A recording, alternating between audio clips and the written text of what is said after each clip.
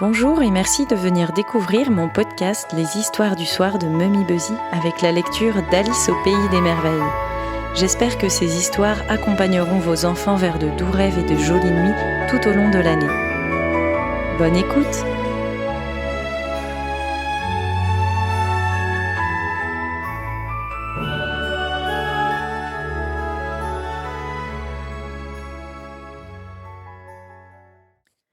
Des oiseaux et des papillons voltigent doucement dans le pré tandis que le vent, de son souffle chaud, fredonne une chanson.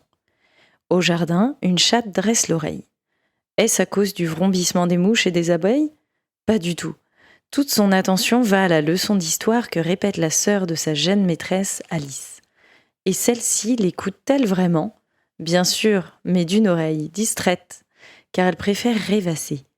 Bercée par la voix de sa sœur, elle s'apprête à s'assoupir quand elle entend une voix aiguë. « Je suis en retard !» crie un drôle de lapin blanc. Il porte des lunettes, un nœud papillon et même une grosse montre à gousset. « Je suis en retard !» répète-t-il. « J'ai rendez-vous quelque part !»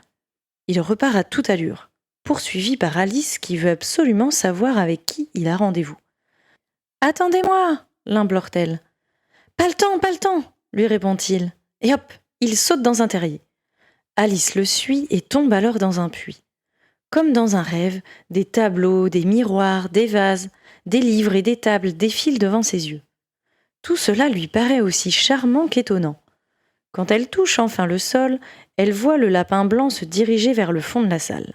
Elle s'élance derrière lui et se retrouve nez à nez avec une étrange serrure, une serrure qui parle. « Tu es bien trop grande pour franchir cette porte », déclare la serrure. Bois quelques gorgées du flacon posé sur le guéridon, juste à côté de ma clé. Ça ira mieux et tu auras ainsi une taille correcte. Poussée par la curiosité, Alice obéit. Aussitôt, elle rapetisse à tel point qu'elle ne peut plus attraper la clé. Elle saute et s'agrippe au rebord du guéridon. Patatras, c'est la chute. Pauvre Alice. Elle verse 1001 petites larmes et c'est alors qu'une boîte de gâteaux apparaît devant elle.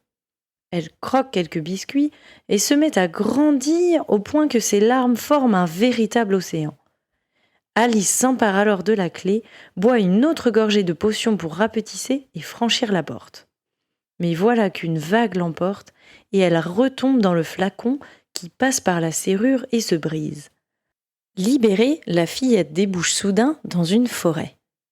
Ses pas l'amènent vers une clairière qui abrite la plus mignonne des chaumières. Curieuse de savoir qui l'habite, elle s'en approche. Un air de trompette lui perce alors les oreilles, suivi de la voix du lapin blanc. « Je suis en retard, courez chercher mes gants !» ordonne-t-il à Alice. Ravie de pouvoir entrer dans la maison, la fillette s'exécute. Hélas, nulle trace de gants. En revanche, elle découvre d'appétissants gâteaux. Elle en croque un, elle en croque deux, et grandit démesurément. Voilà que ses bras passent par les fenêtres et que sa tête transperce le toit. Que faire ? Aller cueillir des carottes au jardin pourrait l'aider ? Après tout, si les gâteaux font grandir, pourquoi des carottes ne feraient-elles pas rétrécir ?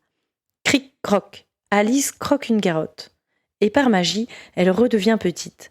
Si petite qu'à peine dehors, un coup de vent l'emporte au loin. Adieu, monsieur le lapin blanc, et bonjour, messieurs les papillons gâteaux. Mais quel dommage que vous refusiez de vous laisser manger. Quel dommage aussi que les fleurs qui parlent soient si méchantes. Elles ne veulent pas révéler à Alice comment retourner à la chaumière du lapin blanc. La fillette reprend sa route et, au détour d'un chemin, croise une étrange chenille. « Sauriez-vous où habite le lapin blanc ?» lui demande-t-elle. « Que non, mais je l'ai vu passer. Pour le rattraper, il te faudrait des jambes de géant. »« Si seulement j'en avais !» s'écrie Alice.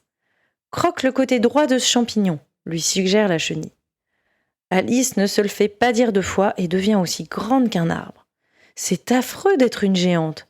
Elle s'empresse alors de croquer le côté gauche du champignon et rapetisse aussitôt. La fillette en a assez de changer de taille sans arrêt et elle aimerait bien retrouver le lapin blanc. Les oiseaux trompettes lui diront-ils où il est ? Absolument pas. Et le char rose et rayé de chez Cyr ? Peut-être. De sa voix endormie, il annonce « Un chemin en vaut un autre dans ce pays. Mais moi, si je cherchais le lapin blanc, j'irais plutôt de ce côté-ci. Ou bien de ce côté-là. » Alice se remet en route sans grand espoir. Elle essaie ce côté-ci, puis ce côté-là, et finit par tomber sur un palais. Dans le jardin, 3 jardiniers, cartes à jouer, peignent en rouge des roses blanches. « Pourquoi faites-vous cela ?» les questionne Alice, intriguée. « En plantant ce rosier, nous nous sommes trompés, » explique-t-il. « Et la reine de cœur a dit qu'elle nous couperait la tête si elle voyait du blanc. » Tout à coup, un air de trompette retentit. C'est enfin le lapin blanc qui réapparaît. « Place à la reine! Place à la reine !» claironne-t-il. Lui, au service d'une reine qui veut couper le cou de ses jardiniers? C'est étonnant. Peu importe, Alice sait maintenant avec qui le lapin blanc avait rendez-vous. « Couchez-vous tous par terre pour saluer la reine de cœur !» s'écrie-t-il paniqué. En effet, la voici, aussi large que haute, avec un triple menton, un gros nez rond et un air très méchant. Elle aperçoit la rose blanche, mais ne coupe pas la tête des jardiniers, intriguée qu'elle est par la présence de la jeune Alice. « Venez jouer au croquet avec moi », lui intime-t-elle. Malheureusement, la fillette ne comprend rien aux règles du jeu. Des flammes en rose ont remplacé les maillets, et il y a des hérissons en guise de boules. Au début, Alice est prise de court et elle perd la première partie. Mais peu à peu, elle prend confiance en elle et remporte les manches suivantes. Hélas, elle comprend vite son erreur. La reine a horreur de perdre. C'est ainsi que la pauvre Alice doit comparaître devant un tribunal. « Qu'on lui coupe la tête !» hurlera la reine. Personne, pas même le lapin blanc, ne prend sa défense. Par chance, Alice retrouve dans sa poche des morceaux de champignons qu'elle avale sans tarder.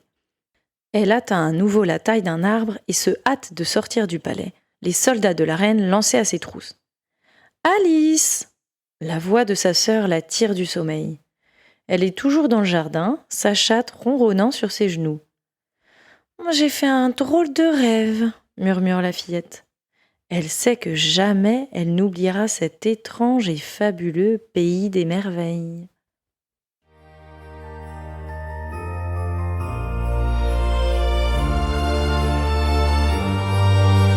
Merci d'avoir écouté Alice au pays des merveilles. J'espère que vous avez aimé cette histoire. Vous pouvez vous abonner pour écouter mes dernières lectures et bien sûr, n'hésitez pas à les partager.